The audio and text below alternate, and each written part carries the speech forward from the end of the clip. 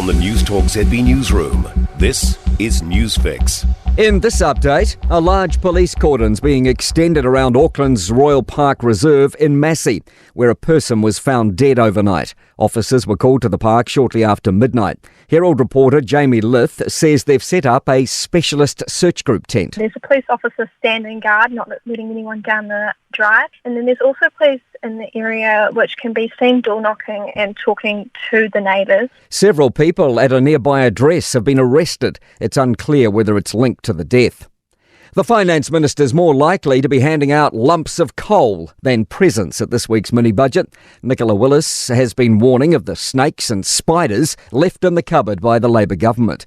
Political editor Jason Walls says she plans to lay everything bare at Wednesday's mini-budget. Willis says she'll be revealing the extent of what she's calling Labour's economic mismanagement, revealing a number of the so-called fiscal cliffs. She'll also be revealing part of her plan to make up the revenue shortfall in her government's tax cut plan after it was forced to abandon plans to implement a foreign buyers tax. The Trade Minister's off to India in a bid to help secure a free trade agreement between the two countries.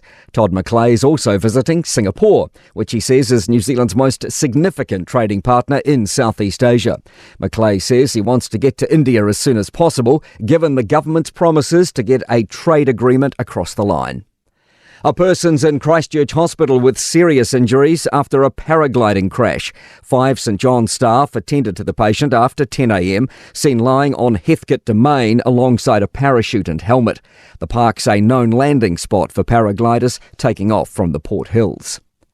New Zealanders are in store for some hot, restless nights during the final week to Christmas. Yesterday saw temperatures over 30 degrees in some places, and this is set to continue along the east coasts of both islands and also central Otago this week. That's news. In sport, after leading football's Premier League for 248 days last season without winning the title, Arsenal look set for another substantial challenge. They've moved back to the top of the table on 39 points following a 2-0 win against Brighton. Hosts Liverpool drew 0-0 with Manchester United, leaving them second on 38 points. They're level with Aston Villa, who defeated Brentford 2-1. Team Langer, Bernhardt and son Jason have won the PGA Tour's family event by 2 strokes on the Ritz-Carlton course in Florida. They have carded 13 under par in their second and final round to finish 25 under overall.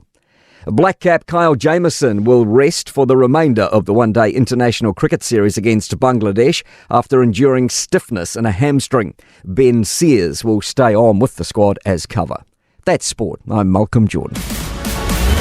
For more news, listen to Newstalk ZB live on iHeartRadio.